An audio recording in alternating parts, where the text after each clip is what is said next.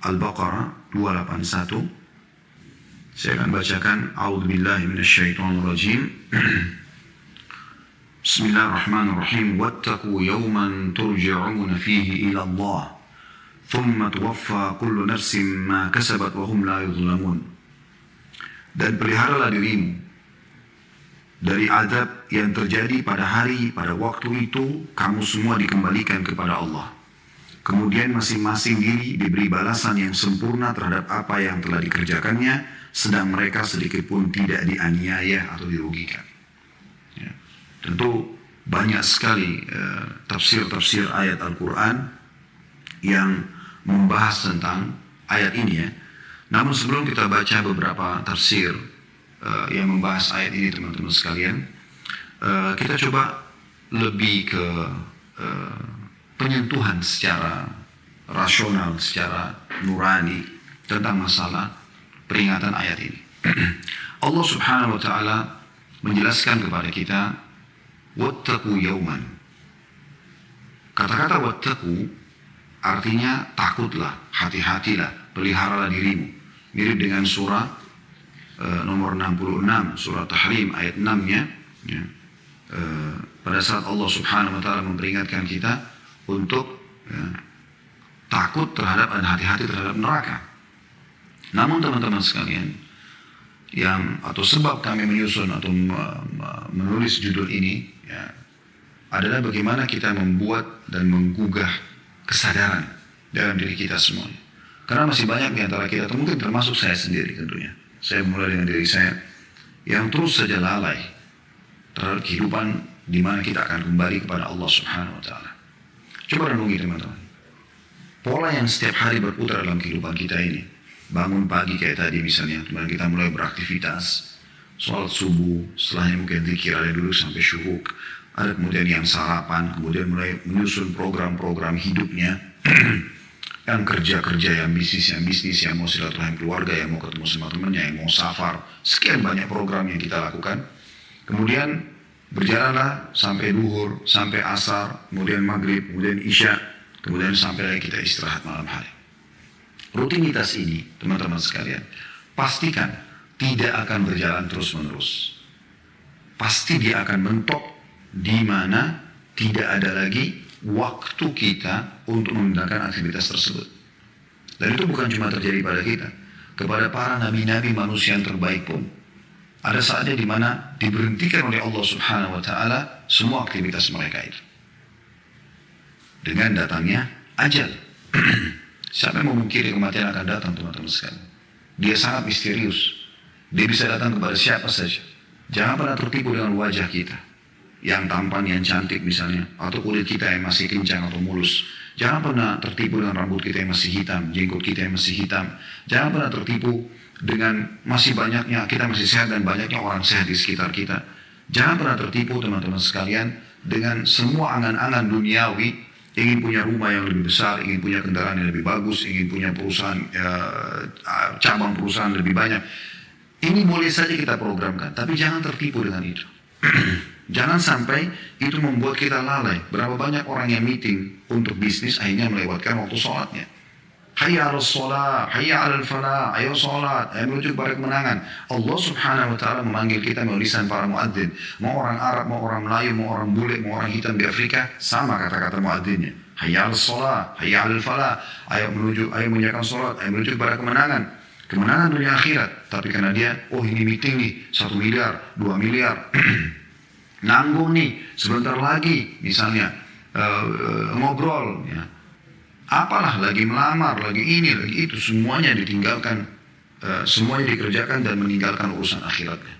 Padahal sebenarnya yang dia butuhkan adalah urusan akhiratnya, bukan urusan dunia. Dunia ini teman-teman hanya kita tunggangi murni bagi setiap orang mukmin dan mukminah untuk menuju kepada akhirat. Gak ada tujuan lain. Jadi makan kita, minum kita, tidur kita, bergaul, bekerja, semua ini harus untuk akhirat. Kita hanya tunggangi saja. Sehingga makan kita, minum kita diniatkan karena memberikan hak badan yang Allah Subhanahu wa ta'ala datangkan rasa lapar supaya kita berikan hak badan makan. Haus pun adalah supaya kita memberikan hak minum ya, cairan air untuk tubuh kita. Capek ngantuk untuk memberikan hak istirahat tubuh kita. Kemudian juga bekerja supaya kita bisa membiayai hidup kita. Dan ini semua digunakan untuk ibadah kepada Allah Subhanahu wa taala. Kembali kepada surah Az-Zariyat. Tujuan utama diciptakannya manusia dan jin. A'udzubillahi minasyaitonir rajim. Wa ma khalaqtul jinna wal insa illa liya'budun. Kami tidak ciptakan jin dan manusia kecuali untuk menyembah. Ya. Jadi memang untuk patuh kepada Allah Azza wa Jalla. Tidak ada tujuan lain. Ini harus, visi misi ini harus menjadi kendaraan utama kita. Tidak boleh yang lain. Sehingga kita sadar kita akan menuju ke sana. Semua orang teman-teman yang menjadikan akhirat sebagai targetnya, maka dunia ini akan kecil bagi dia. Kita akan dengarkan nanti banyak sekali riwayat-riwayat yang kita sampaikan tentang hinanya dunia, bagaimana kematian pasti akan datang. Kita sulit sekali untuk menghindar dari semua itu teman-teman sekalian. Ya. Makanya Syekh Utsaimin memiliki kata yang sangat bijak tentang dunia ini. Beliau mengatakan harusnya setiap mukmin ya, di dunia ini seperti orang yang masuk, semoga Allah melihatkan kita ke WC. Dia selesaikan hajatnya kemudian dia pergi. Ya. Dalam sebuah hadis yang sahih di mana baginda Nabi SAW mengatakan perumpamaan aku dengan dunia seperti seorang musafir yang kebetulan lewat, kebetulan dia lewat, capek, dia lewat di dekat sebuah pohon, kemudian dia istirahat, lalu kemudian dia pergi. Hanya seperti itu, sebentar sekali. Nanti teman-teman pada saat malaikat mau datang dan mencabut ruh kita, kita baru, ternyata cuma sebentar ya. Bahkan orang di akhirat Allah tanya, kam labithtum fil ardi adada sinin, berapa lama kalian hidup di muka bumi? Apa kata mereka? Labithna yawman aw ba'da yawm, kami hanya hidup seperti sehari atau beberapa hari saja. Bukankah teman-teman kita pada saat ketemu sama teman kita SD, saya berapa kali ketemu di umur saya yang 46 tahun ini, saya kadang-kadang ketemu dengan beberapa teman yang dulu sama-sama SD ya, sama-sama dulu ya, sekolah ya, lembaga yang lain. Misalnya juga pada saat kami di Madinah dulu, saya masih SMA, S1, kita ketemu kasus, nggak usah bicara SD teman-teman sekalian ya. Nggak usah bicara masalah S1 itu tahun 98 kami tamat di Madinah, ya masih sekitar mungkin 20 tahun sekian yang lalu. SD saja ketemu sama teman-teman SD kadang-kadang, oh ingat dulu di kelas begini, oh ingat dulu si fulan. Kita kayak masih ingat seperti baru kemarin itu. Seperti itu. Dunia itu subhanallah ringkas sekali. Ringkas sekali. Anda renungi semua dan harus paham misalnya, tidak boleh tidak. Kalau ini semua akan kita lewati. Kita temukan orang yang memahami apa yang saya baru bahasakan ini, maka mereka akan tersentuh teman-teman secara keimanan. Oh ternyata memang dunia ini akan kita lewati sebentar. Ya. Coba kita renungi beberapa ayat Al-Quran. Tadi itu diantaranya sudah kita bacakan. Wattaqu yawman turja'una fihi ilallah. Bertakwalah kalian ya. Atau takutlah kalian, peliharalah kalian dari hari di mana kalian akan dikembalikan kepada Allah. Maksudnya kita sehat, sakit, kuat, lemah, kaya, miskin, turunan darah kerajaan, raja atau masyarakat biasa, tetap turja'una fi ilallah. Kalian akan dikembalikan kepada Allah. Mau kemana kita? Mau kemana teman-teman? Sadarlah, terlalu banyak manusia sebelum kita. Terlalu banyak. Yang lebih tampan, yang lebih cantik, yang lebih pintar, yang lebih sempurna tapi mati juga. Bukankah Anda pernah mendengar dan sebagai seorang muslim tahu tentang 25 Nabi dan Rasul? Mana mereka? Nabi Muhammad SAW saja meninggal dunia. Dan sahabat menangis, sedih mereka dengan kematian Nabi SAW, tapi tidak bisa buat apa-apa. Itu adalah sunnatullah, peraturan Allah. Berapa banyak orang sebelum kita yang jahat juga mati. Fir'aun, Haman, Qarun, ya, Namrud, dan di dalam zaman Nabi SAW Abu Lahab, Abu Jahal, Umayyah bin Khalaf, Syaibah, Walid, dan banyak yang lainnya. Dan jelas sunnatullah tidak akan berubah. Walan tajida li sunnatillahi tabdila, kalian tidak akan temukan perubahan dalam sistem yang sudah Allah buat. Yang menjadi orang baik, mengikuti jalan Allah dan Rasulnya, pasti akan selamat. Mirip dengan Anda yang ngikutin di perusahaan teman-teman Anda yang lebih dulu bekerja di sana, dan ternyata mereka adalah orang-orang yang baik, ya, orang-orang yang berprestasi, maka Anda akan sama dengan mereka. Anda ikut dengan teman-teman Anda yang suka lalai, malas masuk kerja, ya, suka ugal-ugalan, suka mencuri, menipu, Anda akan dipecat sebagaimana mereka juga kena hukuman. Begitu juga di dunia, Anda ikutin orang-orang yang fasik, ahli maksiat dan orang-orang yang kafir, Anda akan sama dengan mereka. Dan Nabi SAW meringkaskan dalam sebuah sabda beliau yang luar biasa. Ini termasuk jawami al-kalim. Adalah kalimat yang ringkas tapi memiliki makna yang dalam. Ya, kata Nabi SAW, Al-maru ala dini khalili. Seseorang sesuai dengan agama, keadaan, keimanan orang di sekitarnya, teman, sahabat dekatnya, lingkungannya. Falyandur ahadukum ila man yukhalid. Maka kalian harus pilih dan jeli sekali melihat orang yang berada di sekitarnya. Hati-hati, jangan sampai salah ini. Nah, kita akan kembali semua kepada Allah Subhanahu wa taala. Kemudian dikatakan tsumma tuwaffa kullu nafsin ma kasabat wa hum la yudhlamun. Dan akan diperlihatkan semuanya, apapun yang kita lakukan baik atau buruk, bahkan gerakan-gerakan saja akan Anda lihat semuanya. Ya. Dalam satu ayat bagaimana Allah gambarkan tentang orang kafir pada hari kiamat. Ya. Mereka mengatakan apa? A'udzubillahi minasyaitonir rajim. Ma li hadzal kitab la yughadiru shaghiratan wa la kabiratan illa ahsaha. Buku apa yang kami terima di buku amal? Tidak membedakan mana yang kecil, mana yang besar. Apa maksudnya yang kecil, teman-teman sekalian? Bisa masuk dalam maknanya adalah kedipan mata pertama, tangisan pertama, gerakan tangan pertama, semuanya. Waktu kita masih baik keluar dari rahim ibu, sampai gerakan terakhir, semua tercatat. Apalagi amal baik, amal buruk, ini gerakan-gerakan yang sudah lazim dalam tubuh kita tetap tercatat. Semuanya akan terlihat. Makanya sangat bodoh orang kalau menganggap Allah SWT tidak mengawasi dia, Allah tidak melihat dia. Umar bin Khattab mengingatkan masalah itu. Ingatlah, sebelum mata kamu menuju ke satu tempat yang haram, ketahuilah Allah lebih dulu melihatmu. Ini secara keimanan memang. Gitu ya. Dalam tafsirnya, contoh misalnya tafsir Al-Mukhtasar ya, ini dikeluarkan dari markas tafsir Riyadh. Ya, di bawah pengawasan Dr. Saleh bin Abdullah bin Humaid, Imam Masjidil Haram tentunya.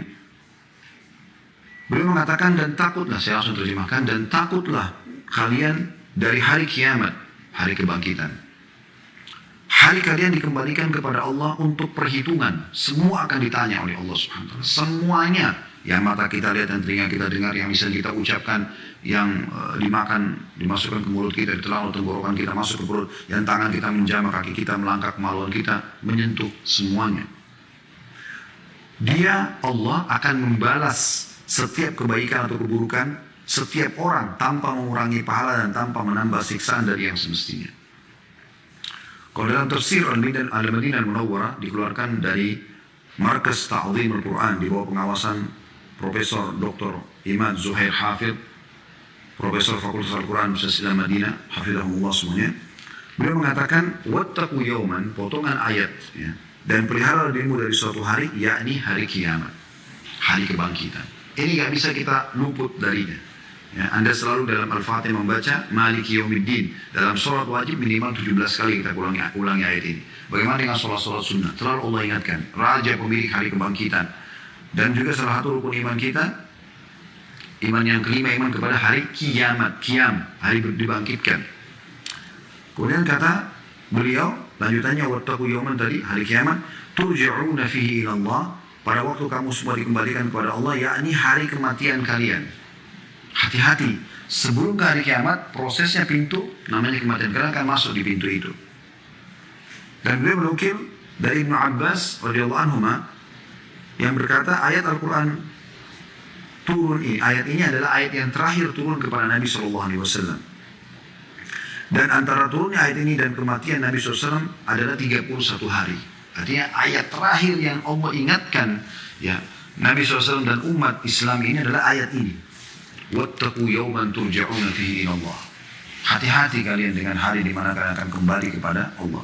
Dan Rasulullah SAW bersabda, dahulu ada pedagang yang memberi utang kepada orang-orang. Dan apabila ia mendapati seseorang yang kesulitan untuk membayarnya, maka ia mengatakan kepada pembantunya, maafkanlah dia, semoga Allah memaafkan kita. Maka Allah memaafkannya. Ini masih dinukil dalam tafsir tersebut ya. Tapi ada tambahan informasi di sini bahwasanya ayat ini ayat terakhir turun kepada baginda Nabi SAW untuk memberikan peringatan, dan yang memerintahkan untuk diletakkan di situ ya, di antara ayat 280 dan 282 ya, setelah menjelaskan masalah riba ya, masalah sedekah, Allah SWT mengingatkan masalah ini.